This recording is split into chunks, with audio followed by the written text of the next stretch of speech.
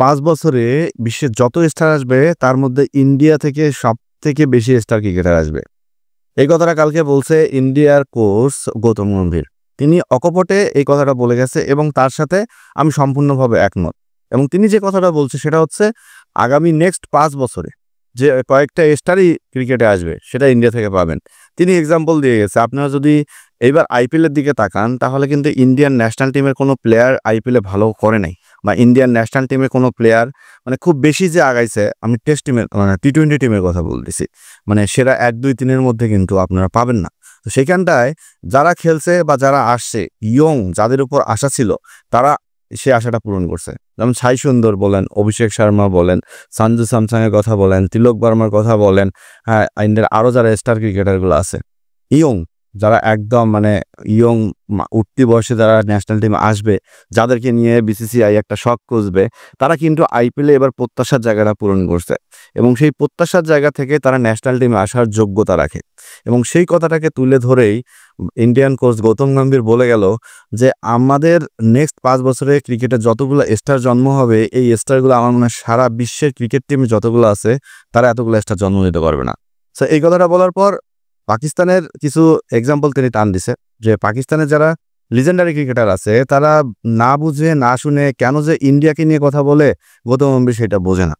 তিনি একটা কথাই বলে দিছে যে ইন্ডিয়াকে নিয়ে সমালোচনা কোনো লাভ নাই, কারণ ইন্ডিয়ার গতিতে আগাবে, ইন্ডিয়ান বিসিসিআইয়ের গতিতে আগাবে। এই বোর্ডে কারোর মধ্যে কারো দ্বন্দ্ব নাই, এই বোর্ডে কোনো প্লেয়ারকে নিয়ে চাপাচাপি নেই, এই বোর্ডে কারণ কোনো প্লেয়ারকে মানে এক্সট্রাভাবে ঘুষ দিয়ে বেনিফিট দেওয়া হয় না। যে পারফরমেন্স করে আমরা তাকেই দেই এবং আমাদের যে খেলার উন্নতির গ্রাফটা এটা স্কুল লেভেল থেকে আমরা ডেভেলপ করছি, যার কারণে আজকে আমাদের সমালোচনা করে কোনো লাভ নাই। কথাগুলো আমার না, আমি গৌতম গম্ভীরের কথাগুলো আপনাদের শোনাইতেছি। সেখানে গৌতম গম্ভীর একজন লিজেন্ডারি ক্রিকেটার, তিনি ইন্ডিয়াকে ওয়ার্ল্ড কাপ দিছে, ইন্ডিয়াকে টি-20 ওয়ার্ল্ড কাপ দিছে, চ্যাম্পিয়ন্স ট্রফি পর্যন্ত ইন্ডিয়াকে দিয়ে আজকে ইন্ডিয়ার কোচের যে জায়গাটা আছে, একটা টিমের সর্বোচ্চ জায়গা, শিক্ষাগুরু, সেখানে তিনি বসে আছে এবং সেখান থেকে তিনি এই কথাটা স্পষ্ট ভাষায় বলে গেছে যে নেক্সট 5 বছরে সবগুলো স্টার ক্রিকেটার থাকবে ইন্ডিয়ার।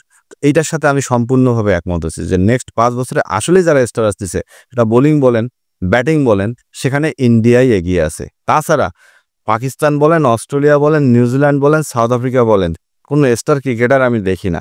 যারা আছে তারা ওই মুড়িঘণ্টের মতো। কিন্তু ইন্ডিয়া হচ্ছে একদম পিওর এবং অর্গানিক স্টারওয়ালা টিম, যেখানে তারা নিজেদের লেভেলটাকে ডেভেলপ করতে করতে এমন একটা পর্যায়ে নিয়ে গেছে যে ইন্ডিয়ার টেস্ট টিম বলেন, ওডিআই টিম বলেন, টি-20 টিম বলেন, সব টিমের মধ্যেই তাদের মধ্যে একটা স্টারের ছড়াছড়ি বা স্টারের গন্ধ, প্রতিযোগিতা। একটা ম্যাচ সুযোগ পাইলে সেই একটা ম্যাচেই সেঞ্চুরি, একটা ম্যাচ সুযোগ পাইলে সেই একটা ম্যাচেই সারা জীবনের ক্যারিয়ারের কথা চিন্তা করে ইন্ডিয়ান ক্রিকেটাররা। বাইরের যারা ক্রিকেটার আছে না, বিশেষ করে বাংলাদেশি ক্রিকেটারদের কথা যদি বলি, এরা যদি একটা ম্যাচ টানে টানে সুযোগ পায়, সেই একটা ম্যাচকে ক্যারি করে 3টা ম্যাচ তারা যদি খেলতে পারে এবং সেই 3টা ম্যাচের মধ্যে একটা ম্যাচে যদি তারা ভালো করতে পারে, মিডিয়ার সামনে একবার ফোকাসিং হইলে বাস ক্লিয়ার, খেল খতম, একদম পয়সা উসুল।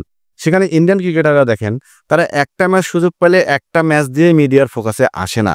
তারা ভালো করবে, 5-10টা ম্যাচ ভালো খেলবে, ন্যাচারাল ক্রিকেট খেলবে, এরপরে যখন তারা মিডিয়ার ফোকাসে আসবে একমাত্র তখনই তারা স্টার হইতে চায়। তাছাড়া 2-1 দিনের মধ্যে রাতারাতি স্টার ইন্ডিয়ান ক্রিকেটাররা হয় না দেখেই আজকে ইন্ডিয়ান ক্রিকেট বোর্ড বলেন, ইন্ডিয়ান ক্রিকেট টিম বলেন, তারা এত উন্নত শিখরে যাচ্ছে এবং ইন্ডিয়ান ক্রিকেটাররা এই কথাটা বলতে সাহস পায় যে নেক্সট 5 বছরে যে স্টারগুলো আসবে সব ইন্ডিয়ান ক্রিকেট থেকে আসবে।